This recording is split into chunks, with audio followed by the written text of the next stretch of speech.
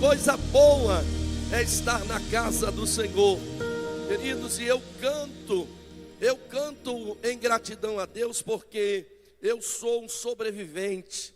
Eu estive internado 9 dias por causa da Covid, 80% dos pulmões tomados, não tinha oxigênio para respirar, os médicos não me davam esperança de vida. Eu disse para minha esposa, essa é a última noite que nós vamos nos ver, porque eu entrei no hospital com o sentimento de que não voltaria mais. Não tinha nenhuma força em mim, não tinha vontade de comunicação com ninguém. Eu estava tremendamente doente. Se eu deitasse para mim, parecia que eu estava morrendo afogado. Mas, irmão, Jesus entrou no meu quarto. Jesus mudou a sorte da minha vida. Jesus me mostrou muita coisa.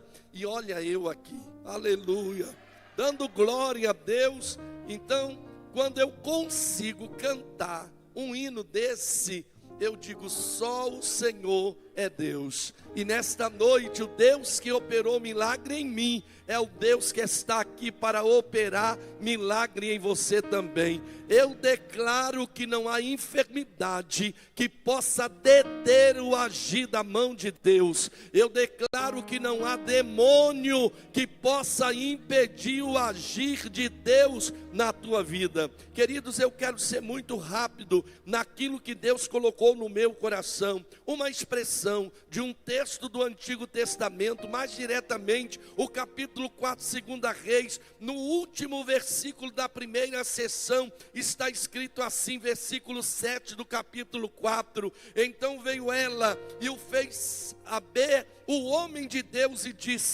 e o homem de Deus lhe disse, vai, vende o azeite, paga a tua dívida, e tu e teus filhos vivei do resto. Aleluia. Você pode dar glória a Deus por esta palavra?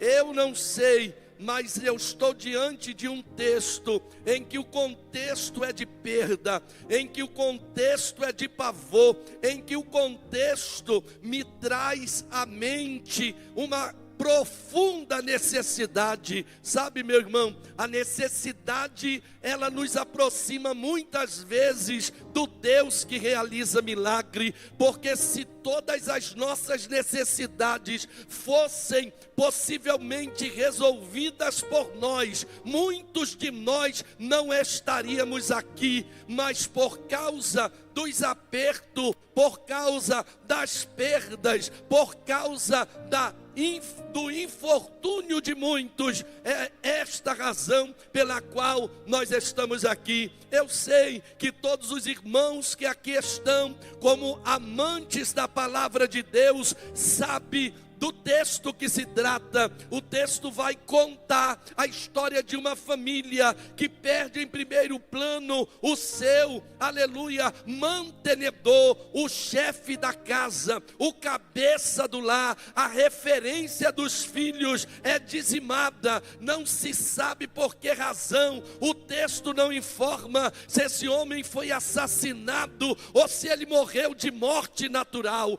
mas o que o texto diz é que ele morreu, e é um fato. Esta família continua com a sua dificuldade, sobrevivendo a vida que lhe estava proposta. E a Bíblia diz que nesse contexto de luto, os credores batem na porta dessa mulher, porque o marido, ele deixa uma dívida, e o contexto da época dizia para uma família como esta, se o cabeça morreu e deixou uma dívida, a dívida ela é transferida para quem ficou vivo. Irmão, quando eu olho isso, eu me lembro do que Paulo escreveu, porque todos pecaram e destituídos foram ou estão da glória de Deus. Os nossos primeiros pais também morreram e nos deixaram uma dívida com o pecado, mas graças a Deus que a Bíblia diz que a cédula que era contrária a mim e a você foi cravada na cruz do Calvário. Isso implica em dizer que nós não devemos nada para Satanás, porque o preço foi pago e pelas suas pisaduras nós fomos sarados. O texto informa de uma família com uma dívida contraída, e o que acontece aqui, a promessa é que a família perderia agora os seus filhos, porque eles seriam levados como escravo para que pudesse quitar a dívida deixada por aquele pai que morreu. E aqueles meninos eram a única esperança daquela mulher. Mas eu vejo uma disposição no meio da crise, porque esta mulher perde o marido, perde a referência que lhe dá prazer de se levantar todas as manhãs, ela perde o pai dos seus filhos, a referência para que o caráter masculino fosse forjado naqueles meninos que cresciam como esperança da casa. Mas escute bem, essa mulher perde muita coisa, mas ela não perde algumas coisas que são importantes na meditação desse texto na noite deste dia. E é por causa disso, e é por esta razão que eu quero pontuar dentro desse texto algumas posições ou posicionamentos que esta mulher toma para mudar a situação da sua casa. Quem sabe você entrou aqui nesta noite se identificando com o texto pelo lado da perda. Quem sabe você entrou aqui nesta noite identificando-se com o texto pelo lado do perigo de perder alguém que se ama, do perigo de que alguém que saiu das nossas entranhas venham se transformar em escravo, quer seja de A ou quer seja de B, não importa. Mas eu quero dizer para você, nem tudo está perdido. Diga isso para alguém com fé. Calma o teu coração, acalma o teu coração. Nem tudo está perdido, ainda resta uma esperança. Provérbios capítulo de número 16, e o primeiro versículo diz: do coração dos homens são as preparações, mas do Senhor a resposta da boca. Ainda há um Deus no céu que se assenta no seu trono de glória e que tem domínio sobre todas as coisas, e com Ele está o sim e o amém. Com Ele está o princípio e o fim das coisas. E se Ele ainda não determinou o fim, se alegre, porque ainda há esperança para a tua vida.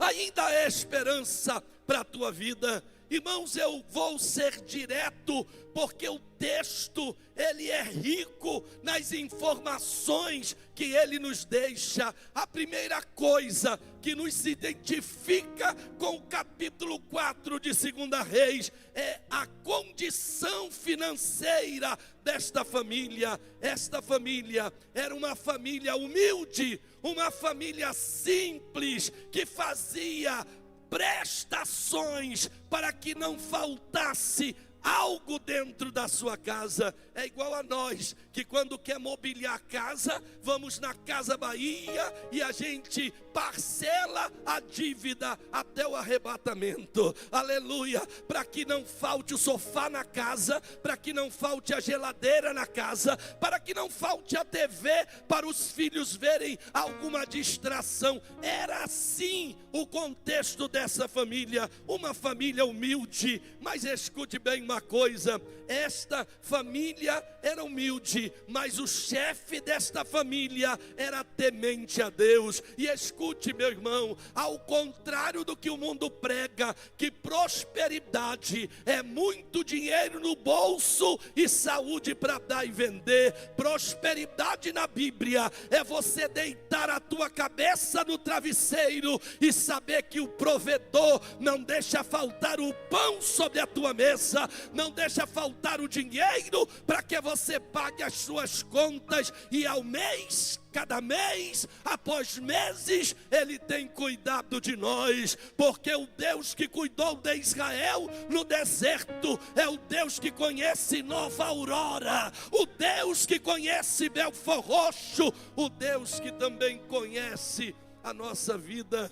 E quando Ele quer cuidar de alguém, não tem quem possa impedir. E alguém diz assim: mas eu quero ver cuidar de alguém não tendo um tostão no bolso. Olha eu aqui, filho de uma família pobre, de 7 filhos, pobre de Marredeci. Não é esse pobre que usa um Nike, não é esse pobre que tem um iPad, um iPhone. É um pobre que tem que tomar café com farinha para que o estômago se dilate, para que você não sinta fome até o horário do angu. É desse jeito, pobre de Marredeci, mas cheio da graça, porque o céu não deixa quem Ele tem uma obra perecer. Mas escute bem, e eu ouvindo Deus falar: eu vou te levar do outro lado do mundo. E eu dizia: pastor João, não tenho dinheiro para ir a Caxias, vou para o outro lado do mundo. Só na cabeça de crente maluco.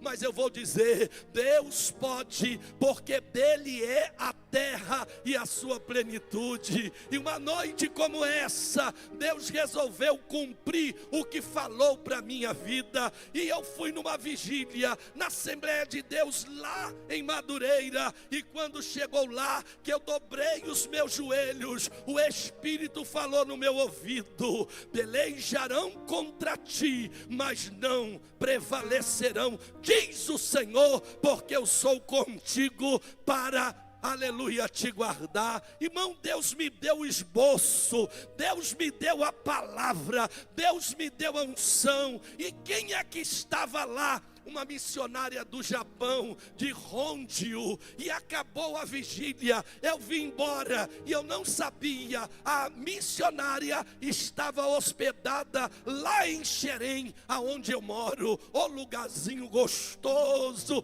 para se morar é Xerém, irmãos. E daqui a pouco chega a notícia: se prepara, porque Deus vai te levar na igreja que eu pastoreio. Eu digo amém, aonde? No Japão.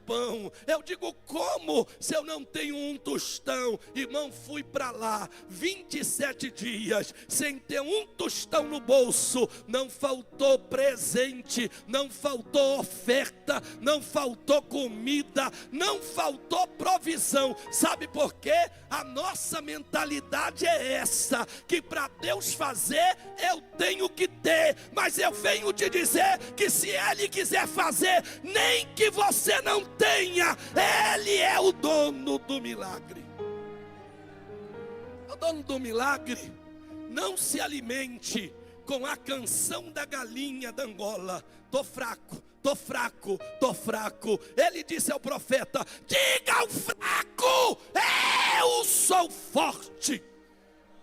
E o forte está aqui nesta noite para mudar a história da tua vida. Uma família humilde, uma família que também tinha as suas dificuldades, porém, aonde tinha dificuldade, também tinha temor. Aonde tinha dificuldade, também tinha adorador. Aonde tinha dificuldade, também tinha orientação da palavra de Deus. Escute uma coisa, eu vou dizer para vocês: a pobreza não nos afasta do milagre. Se você permanecer fiel na pobreza, prepare o reservatório, porque Deus vai mandar o suficiente para você. Ele é o dono do ouro e da prata, e não há dificuldade que mude quem é o nosso Deus. Eu já disse em uma das minhas pregações acerca de um amigo meu que hoje mora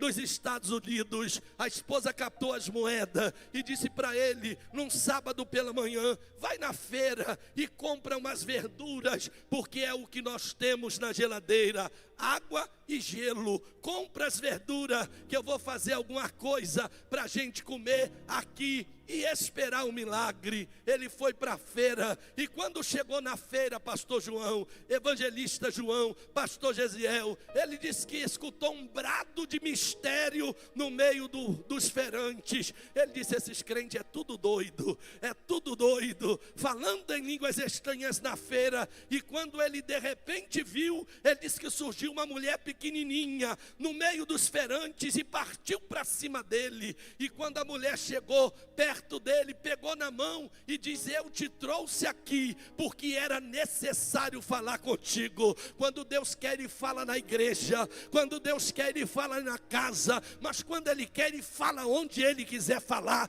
porque Ele é o Senhor de todas as coisas. E naquele lugar a mulher disse para ele, olha aí o veículo que eu trago para você. Tu está vendo? Ele disse que quando a irmã pegou na mão dele, o fogo pegou. Ele disse, já estou mesmo no mistério, vou esquecer aonde eu estou. O primeiro brado que ele deu, as moedas sumiram, voaram para longe. E o Senhor disse, abre a porta desse carro. Ele disse que olhou para o nada, mas pegou na maçaneta e abriu. Porque, aleluia, a igreja não precisa ver para crer, mas ela crê para ver. É assim que o Senhor disse para alguém, bem-aventurado que não viu e creu. Você está esperando um milagre? Começa a contemplá-lo diante dos teus olhos, pelos olhos da fé. E a profeta disse, tu está vendo como o som é novo? Tu está vendo como esse estofado é seminovo? O Senhor disse para ele, olha para esse volante. E ele olhou, e o Senhor disse, agora entra nele. Ele disse, eu já estou entregue no mistério, já estou igual um doido. Levantou a perna, entrou dentro do carro e abaixou, e pegou no volante. O Senhor disse, então guarda para ti, porque sou eu que estou mandando. Irmão, ele saiu da feira suado, sem moeda e sem verdura. Chegou dentro de casa, a mulher disse, cadê a verdura? Ele disse, eu não sei nem aonde estão as moedas que fará as verduras. Mas ele tinha um celular que ainda estava de posse dele. O telefone tocou, e quando ele tocou, era um irmão de Bom Sucesso. Disse, o que você está fazendo? Ele disse, nada, estou em casa. Ele disse, então eu preciso que tu venha aqui. Ele disse, tá bom, mas eu não tenho um tostão. Ele disse, entra no táxi, pede para vir ao meu endereço e deixa que eu vou pagar. Irmão, quando o milagre acontece, você não precisa tirar R$1 do teu bolso, porque o Senhor é quem faz. E quando ele chegou em Bom Sucesso, na casa daquele amigo, um amigo que tinha uma condição financeira, ele olha na frente da casa, um carro zero, novo, bonito, e ele disse assim, Deus abençoe, que carro é esse? Ele disse, é o carro que Jesus me presenteou hoje. Ele disse, mas eu não estou entendendo, o que é que eu vim fazer aqui? O homem disse para ele, me acompanhe. E ele acompanhou para o quintal, e no quintal tinha uma outra garagem, um carro seminovo, aleluia, com os estofados seminovos, mas tudo bonitinho. Ele disse, e aí, o Senhor te abençoe? Ele disse, não, o Senhor disse para mim, eu estou te abençoando, mas o carro é do meu servo fulano de tal. Eita, que Jesus é esse? E ainda por cima levou o carro com o tanque cheio, porque quando Jesus te der vitória, Ele vai dar as condições para você manter o milagre que Ele vai fazer na tua vida. Não fique nessa noite, igual o aleijado do tanque de Betesda, o Senhor pergunta: tu quer milagre? E o homem diz: como é que eu vou receber milagre? Irmão, não pergunte nem questione, porque o Deus que faz milagre dá condição de quem Ele abençoar, de manter o milagre que Ele dá. Esta família, uma família humilde, aparentemente sem condição e expectativa para receber alguma coisa. Marido morreu, não tem dinheiro, não tem um móvel, não tem comida, e os filhos estão sendo convidados a viver uma vida escravizada. Mas escute bem, essa mulher que perde o marido, essa mulher que perde o pai dos seus filhos, esta mulher que perde o amor da sua vida, me mostra que ela perdeu sim, mas ela não perdeu o mais importante. E o que é o mais importante, pastor Eliseu? Ela não perdeu a direção. Eu profetizo que Deus vai dar uma direção para você. Eu profetizo que Deus vai te orientar, te dar uma boa ideia, e você não vai morrer nesta casa, você não vai morrer por causa desta dificuldade. Este luto não te mata, porque o céu vai entrar em movimento.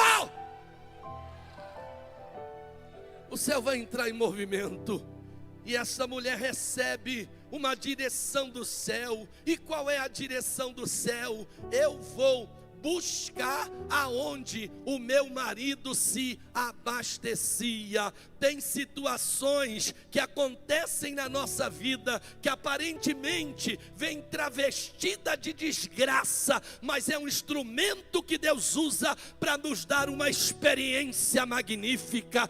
Escute, meu amigo, não atribua esta tua dificuldade a Satanás. Ele não merece ibope, é Deus que está agindo na tua vida. E Paulo vai dizer em Romanos capítulo 8, versículo 28, e sabemos que todas as coisas cooperam juntamente para o bem daqueles que amam a Deus e são chamados pelo seu decreto. Quem ama aqui a Deus, levante a sua mão. Se você ama a Deus, é Deus que está no controle da tua vida. Não dê ibope, não dê atenção, não atribua nada a Satanás, porque nós não temos aliança com ele. A nossa aliança é com o Pai, com o Filho e com o Espírito Santo. Esta mulher que perdeu tanta coisa, agora se desperta. Eu tenho um lugar aonde eu posso buscar orientação do céu. Este é o lugar que Deus estabeleceu para a tua vida. Aqui tem direção do céu para a tua casa, e na direção do céu Ele vai mudar a história da vida de muitos aqui neste lugar.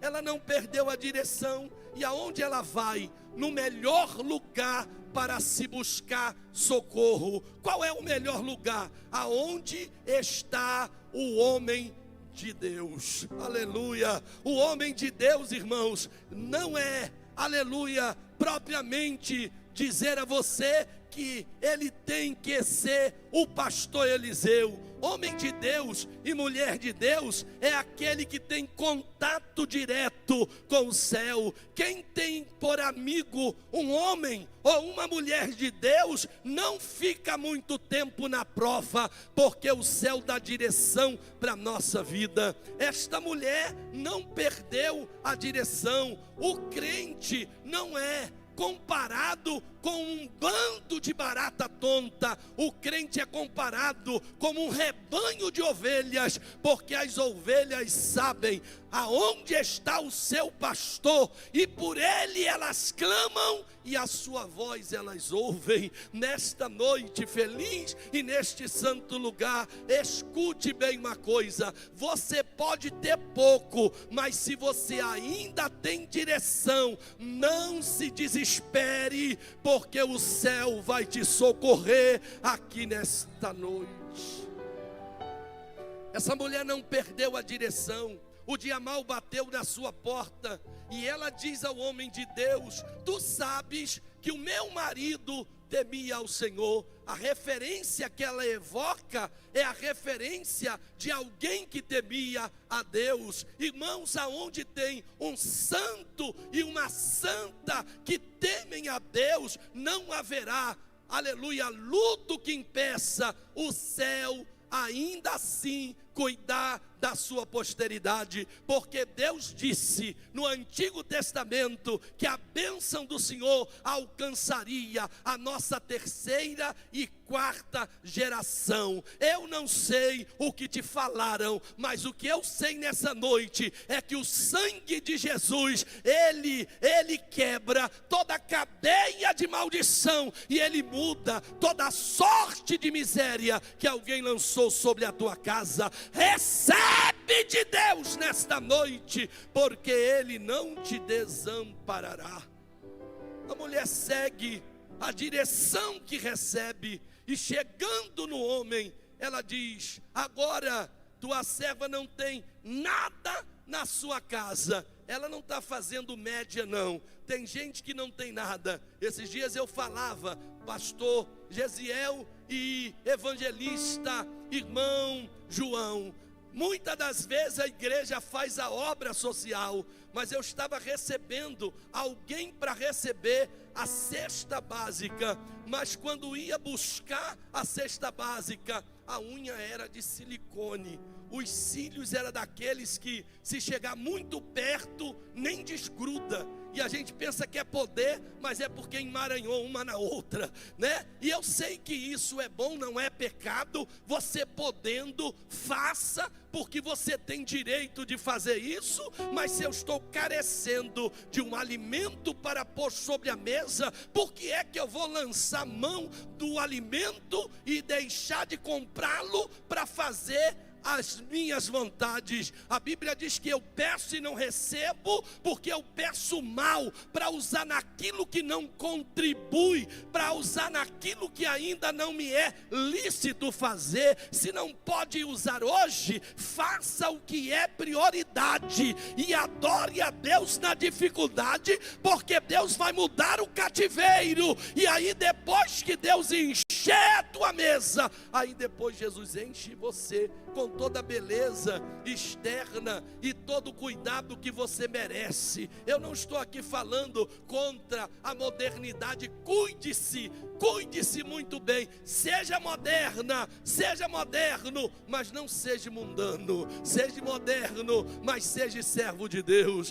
E quando essa mulher chega perto do homem de Deus e ela fala da sua necessidade, é isso, porque muitas das vezes a gente quer que Deus revele o profeta, e nem tudo Deus revela ao profeta. O filho da sunamita estava morto no seu quarto, e quando a sunamita chega e se joga nos pés dele, Geazi quer tomar uma decisão, e Eliseu diz: não faça nada com ela, porque Deus me ocultou o que está acontecendo na vida desta mulher. Depois ele vai tomar conhecimento e não precisou de visão. A gente pensa que tudo tem que ser espiritualizado. Não. Se tem alguma necessidade e você é crente fiel, procure a direção da igreja, participe da sua necessidade, e a igreja vai socorrê-la. A igreja vai socorrer. Pastor, o meu secretário ficou doente, e alguém disse para mim: vai visitar o irmão Moisés, porque está morrendo. Ele não dá 3 passos sem se cansar. Cheguei na casa do irmão, que decepção foi a minha. Cheguei lá na casa do irmão, a casa era mofo, a casa era toda mofada, um cheiro de mofo pelo telhado. A irmã colocava no corredor da cozinha, a sala, sombrinhas abertas. E eu perguntei para a irmã: irmã, por que essas sombrinhas estão abertas? Ela disse: porque o meu corredor na chuva vira um chuveiro. Eu disse: meu Deus, tem misericórdia. Cantei, orei, brinquei, falei de Jesus com ele, e ele alegre, sentado não, deitado no sofá. E aí no final das contas, eu disse, vou para casa, vou me embora. Sabe o que aconteceu? Quando eu estou orando para ir embora, que disse, em nome de Jesus, amém, o Espírito do Senhor falou no meu ouvido, é só isso? É só isso? Irmãos, e Deus não explica, Ele fala uma vez só, e a gente entende o que Ele está dizendo. O salmista disse, uma coisa disse Deus, e 2 vezes a ouvir. Põe atenção no que Deus fala, porque se Deus está falando, é porque Ele quer fazer diferença. Eu disse para Deus, Senhor, eu não tenho dinheiro. O Espírito disse para mim, tu é o pastor. Eu digo, Senhor, tem misericórdia de mim. Olha como está a casa do irmão. A cozinha não prestava, o banheiro não prestava, o teto não prestava, o chão não prestava, as portas não prestavam, a janela não prestava, tudo estava corroído. E o Senhor disse para mim, tu é o pastor da igreja. Cheguei no culto de Santa Ceia, disse, irmãos, assim, assim, assado. Se eu tivesse dinheiro, eu fazia, mas eu não tenho. Mas tem uma coisa, se a gente pegar um pouquinho, a gente reverte a situação do nosso irmão. Meu pastor, em 50 e poucos dias, a casa do Moisés estava restaurada.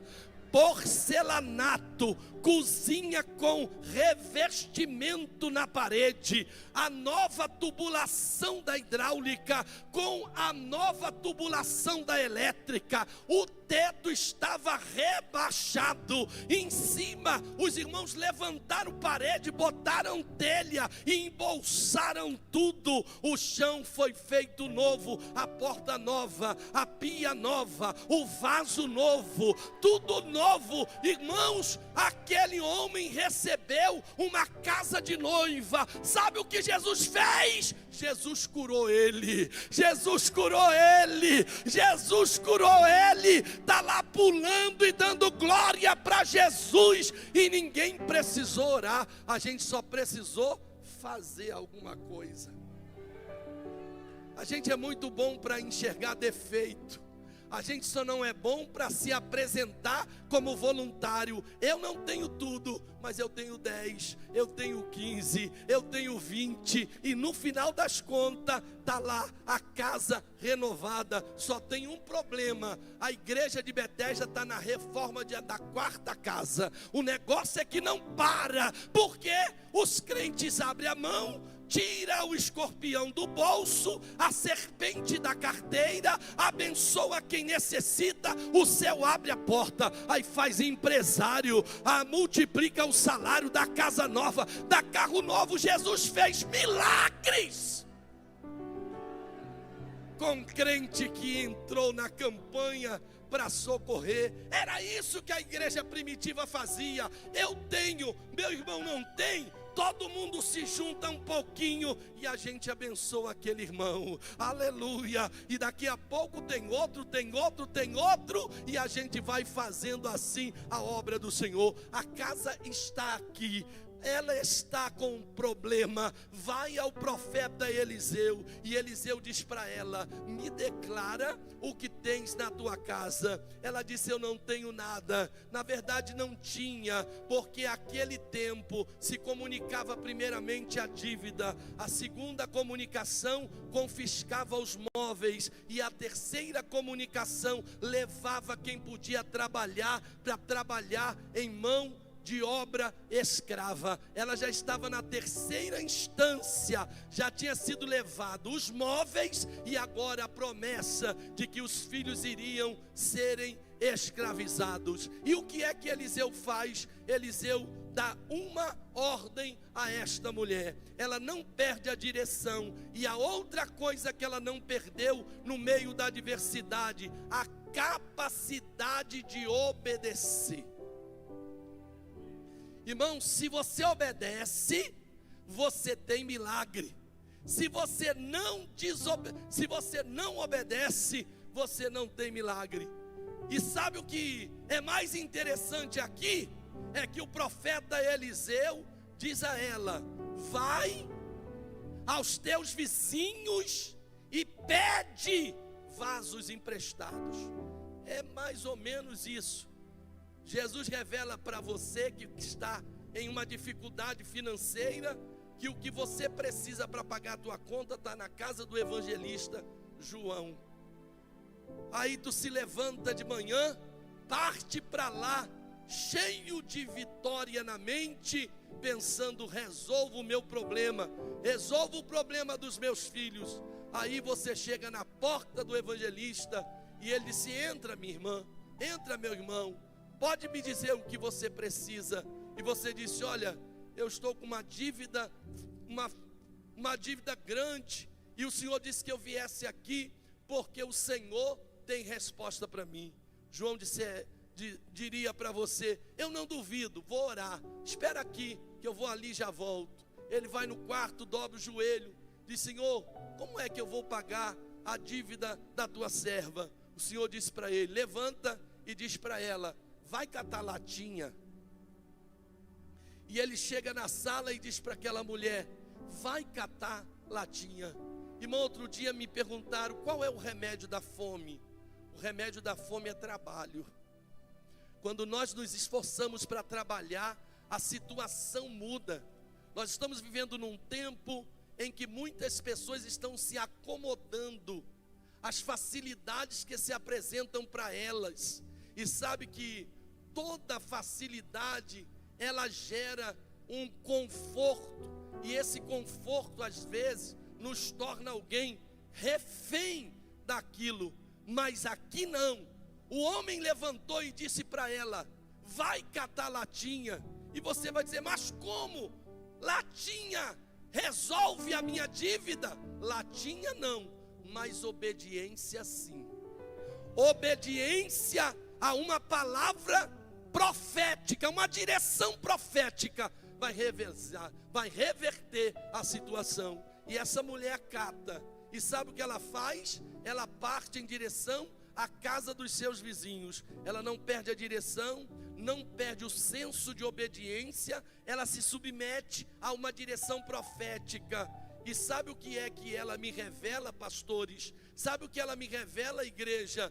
Que se ela não tivesse paz com os seus vizinhos, ela não teria milagres para contar.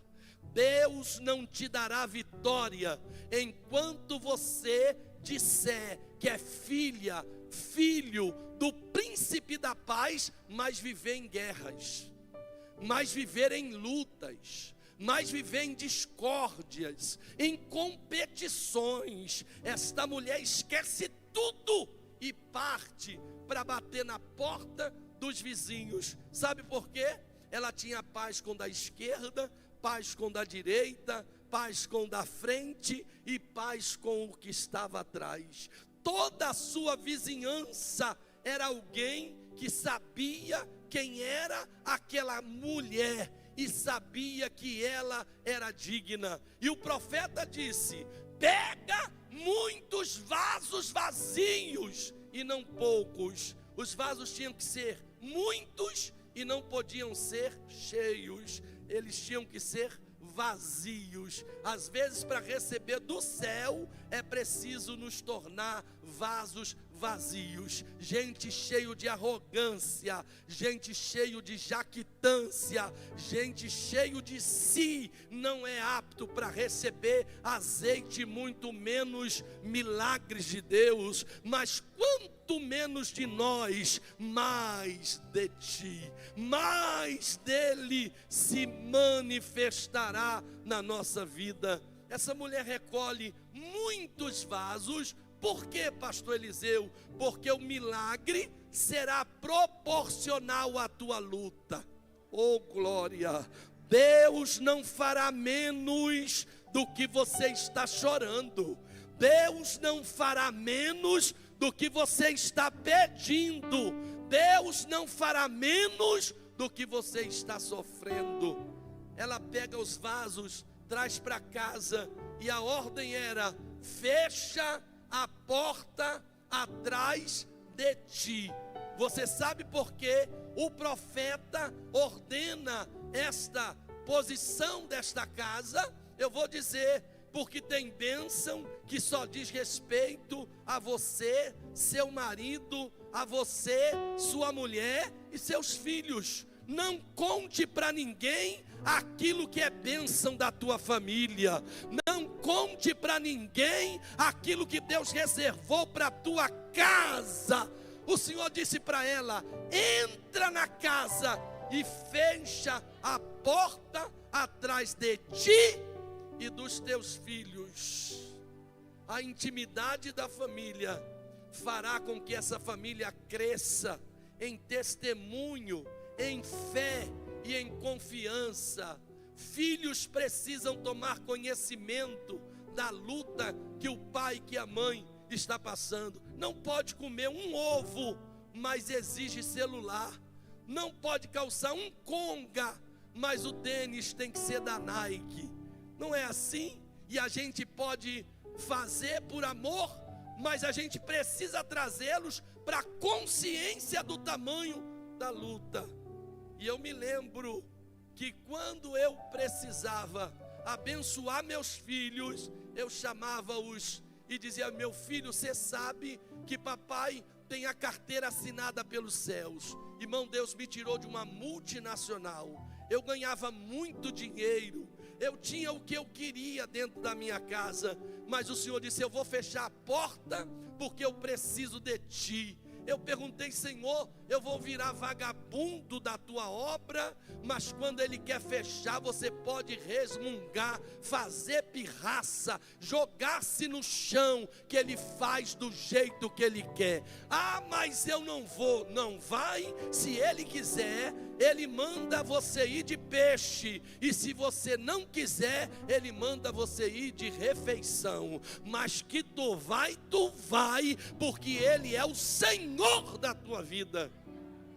Ele tirou o salário, tirou a empresa, tirou tudo, e todas as coisas que meus filhos precisavam: bicicleta, patinhos, patinete, computador, roupa nova, tênis novo. Pai, eu quero. Tu quer? Então vai lá em cima falar com o meu patrão, e quando ele atender a tua oração, tu tem. Meus filhos nunca tiveram falta de nada, porque eles aprenderam a clamar por um Deus que tem poder para dar. E sempre o Senhor me mandou. Um dia um amigo ligou para mim, disse: você está onde? Eu disse onde estava. Ele disse: venha cá. Meu filho tinha pedido um patins. O patins era bom, R$300. Eu não tinha para comer, ia dar num patins. Eu disse para ele: vai orar para o meu patrão mandar o teu patins. Eu estou na Washington Luiz, o telefone tocou,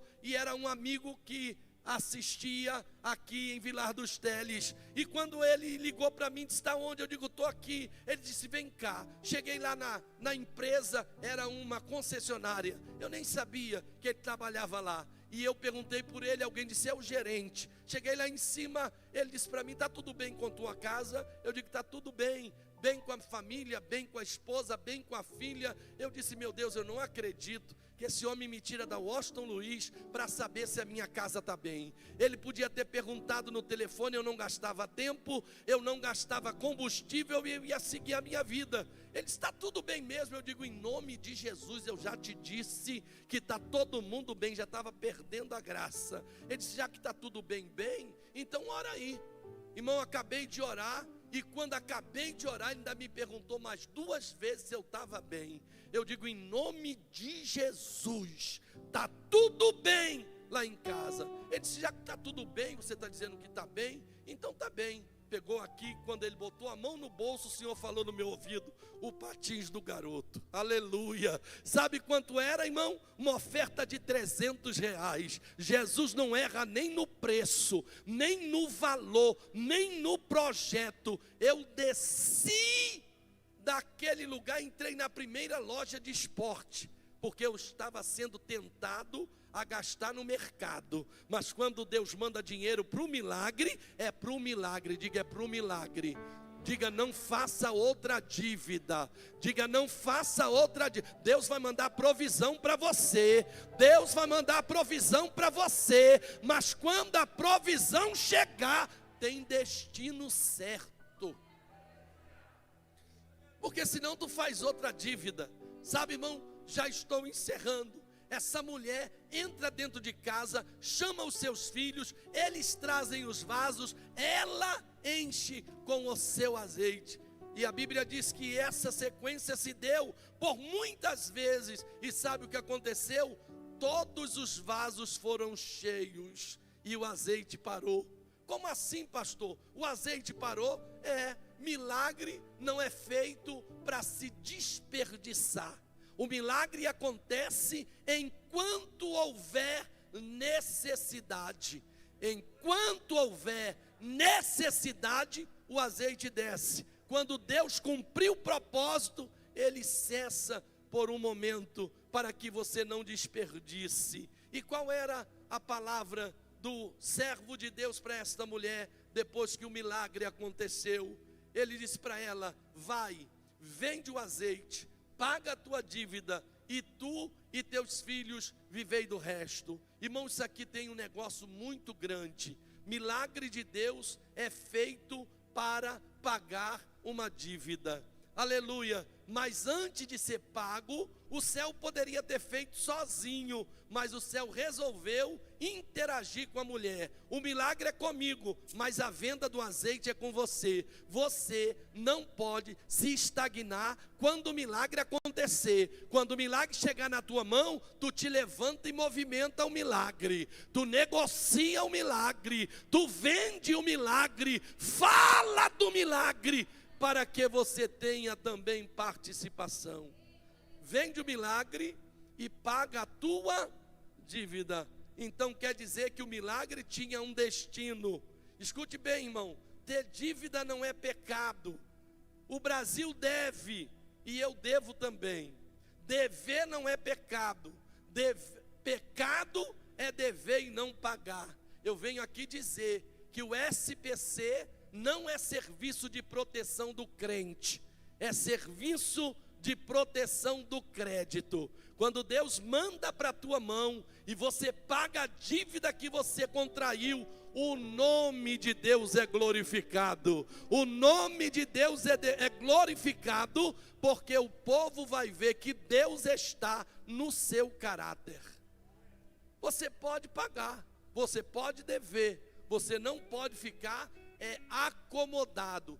Devo, mas o Brasil deve. Mas você precisa saber que o Brasil não é servo de Deus. O servo de Deus é você, e o milagre vai acontecer para você nesta noite.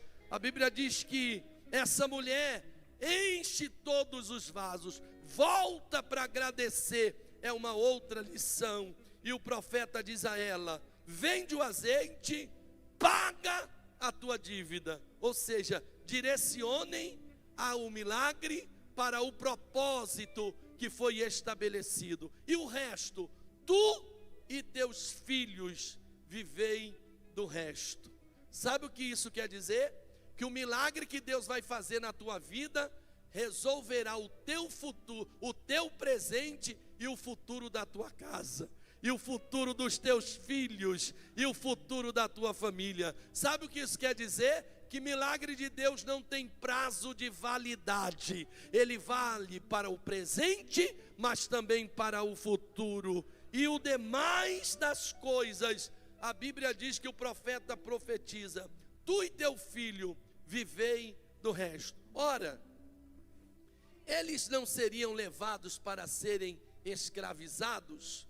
Eu vou falar a última vez o que Deus me dá aqui para entregar para vocês, e vou entregar a palavra ao evangelista João. Quem recebe milagre de multiplicação na vida, nunca verá seu casamento escravizado. Quem recebe milagre da multiplicação na vida, nunca verá seus filhos escravizados. Teu filho não foi te dado para dar lucro à boca de fumo. Tua filha não foi te dada para dar lucro a inferninho. Teu marido e tua mulher não foi te dado para dar lucro à prostituição. Quem receber milagre de Deus na vida, terá um lar livre, uma família livre, um casamento livre, seus filhos estarão livres. E quem recebe esta palavra, levante a mão e aplauda o Senhor Jesus. E que Deus nos abençoe. Agradeço a oportunidade no nome de Jesus.